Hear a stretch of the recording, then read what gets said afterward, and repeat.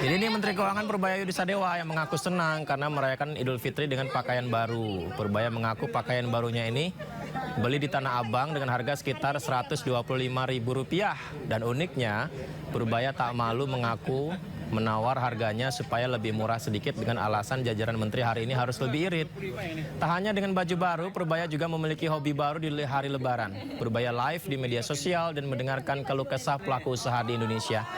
Dia mendengarkan pelaku usaha yang kesulitan akibat kehadiran pedagang dari Cina langsung, pemirsa. Kita simak, ini dia kegiatan Purbaya berbincang bersama pelaku usaha Indonesia live di media sosial. Berapa itu Pak? Harganya berapa? Yang bayar Pak Sekjen soalnya. Berapa ya?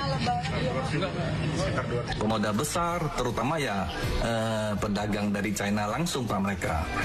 Ini di mana ya? Marketplace yang mana yang lebih nih? Semua Pak, semua marketplace sama Pak. Jadi mereka tuh kan layernya paling besar tuh kan mereka importir, mereka buka di marketplace tuh mereka sebagai official store Pak.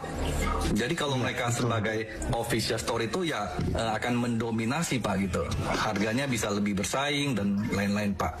Itu yang menyebabkan itu kita sebagai pedagang-pedagang yang kecil itu ya nggak mungkin bisa bersaing Pak. Dari segi harga, dari segi support udah putus Pak. Itu yang menyebabkan sebenarnya online itu bukannya membangun UMKM Pak. Jujur saja tuh on e-commerce itu kalau nggak diatur itu justru membunuh UMKM Pak. Tidak ada, nggak benar Pak itu. Semua teman-teman yang dulu retail punya semua udah tutup semua Pak karena nggak kuat bersaing Pak. Oh, saya ngerti.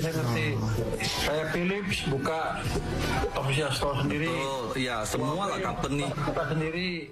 Sebelumnya, tersangka kasus dugaan korupsi kuota haji, mantan Menteri Agama Yakut Khalil Qomas diduga tidak berada di dalam rumah tahanan KPK sejak hari Kamis lalu. Hal itu diungkapkan oleh istri mantan Wakil Menteri Ketenagakerjaan Immanuel Ebenezer.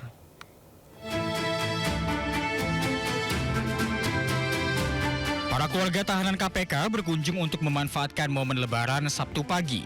Salah satunya istri mantan Wakil Menteri Ketenagakerjaan Immanuel Ebenezer, Sylvia Rini Taharefa. Dalam kunjungan tersebut, Sylvia mengungkapkan bahwa mantan Menteri Agama Yakut Khalil Qomas tidak berada di rutan KPK sejak Kamis malam.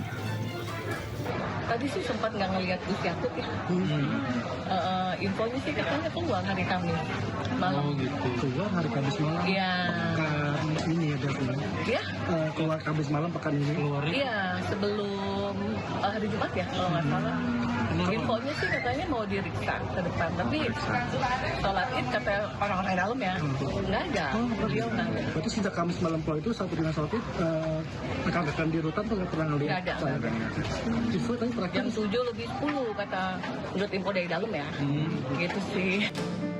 Dalam pernyataan tertulisnya, Komisi Pemberantasan Korupsi mengalihkan penahanan tersangka kasus korupsi kuota haji 2023-2024 Yakut Khalil Qomas menjadi tahanan rumah sejak Kamis malam. Pengalihan status penahanan ini berdasarkan permohonan keluarga tersangka pada 17 Maret lalu dan bersifat sementara. KPK memastikan pengalihan status tersebut sesuai prosedur dan menekankan akan tetap melakukan pengawasan terhadap Yakut selama menjadi status tahanan rumah. Tim Liputan, iNews melaporkan. Korlantas Polri berkolaborasi bersama Jasara Harja siapkan pos pelayanan terpadu di 25 titik. Di pos itu terdapat sejumlah fasilitas seperti minum gratis, bengkel gratis, serta tempat istirahat yang nyaman. Berikut pemirsa 25 titik pos pelayanan terpadu periode siaga Hari Raya Idul Fitri 2026 yang dibuka 13 Maret hingga 27 Maret mendatang.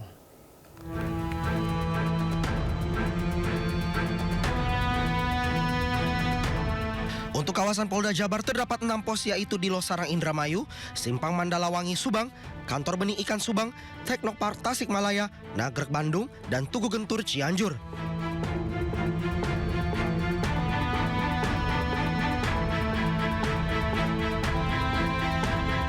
Sementara untuk Jawa Tengah terdapat 7 pos yaitu di Pringsurat Temanggung, Blandong Comal Pemalang, SPBU Aji Barang Banyumas, Nas Mocok Lampok Brebes, Klonengan Tegal, SPBU Ambarawa Ngampin, dan Rumah Makan Lestari Kebumen.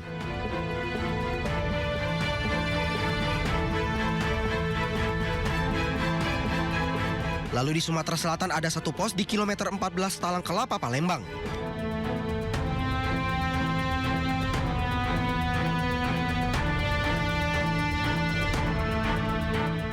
Kemudian di Lampung juga ada satu pos di Begadang 5, Lampung.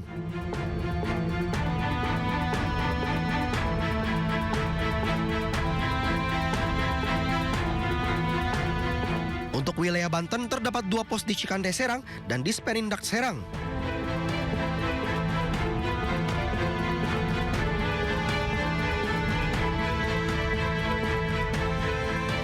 Sementara itu dari Polda Metro Jaya terdapat 1 pos di Gedung Juang Tambun, Bekasi.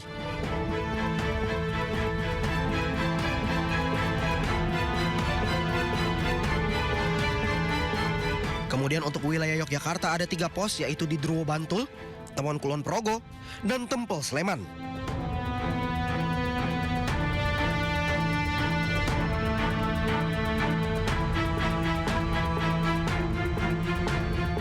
Lalu di kawasan Jawa Timur terdapat 4 pos, yaitu Monumen Surjo Ngawi, Omah Jawa Magetan, Karanglo Malang, dan Subo Besuki Situbondo.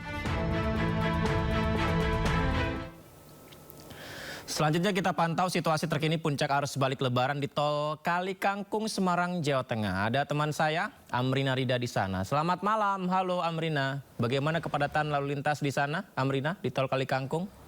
Iya, Yudi dan juga pemirsa. Kalau untuk situasi di gerbang tol Kali Kangkung pada malam hari ini justru cukup lengang dan juga cukup landai dan juga ramai lancar. Kalau kami pantau sekarang di area gardu tol, ini nampaknya untuk antrian kendaraan yang akan melintas masuk begitu ya dari arah Semarang Solo menuju ke arah Jakarta sudah mulai berkurang begitu ya, tidak sepadat ketika siang dan juga sore hari tadi. Nah, siang dan juga sore hari tadi sempat ada antrian kendaraan yang akan masuk menuju ke arah Jakarta.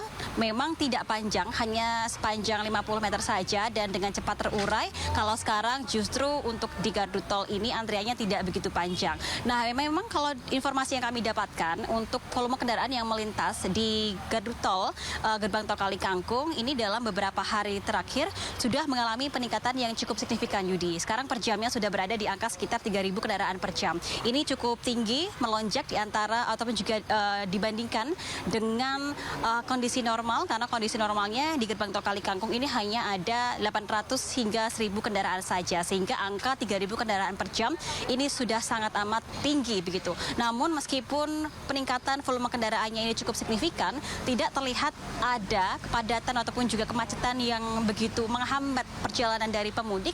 Karena per siang ini sudah diberlakukan adanya rekayasa lalu lintas one way mulai dari kilometer 414 hingga ke kilometer 70 gerbang tol Cikatama. Artinya dengan adanya rekayasa lalu lintas one way ini sekarang semua lajur di ruas jalan tol Semarang Batang hingga ke kilometer 70 emang hanya diperuntukkan untuk kendaraan yang akan melintas ke arah Jakarta. Sehingga 3.000 kendaraan per jam yang melintas ini dapat tersebar di semua lajur dan tidak fokus dan juga tidak macet di satu titik saja.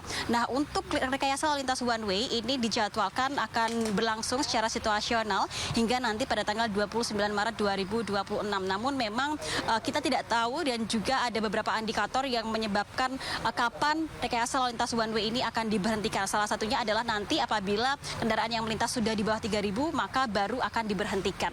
Nah, ini bisa menjadi pertimbangan bagi pemudik mungkin dan juga pemirsa yang berencana untuk melakukan perjalanan dari Jakarta ke Semarang Solo. Ini dihimbau untuk mencari jalur alternatif, misalnya adalah melalui jalur Pantura. Sementara demikian kembali ke Anda, Yudi. Terima kasih banyak Amrina, semoga lalu lintas terus lancar ya di Kali Kangkung dan juga di beberapa titik arus balik semuanya. Amrina juga jaga kesehatan selalu Amrina, selamat bertugas, selamat malam, Assalamualaikum.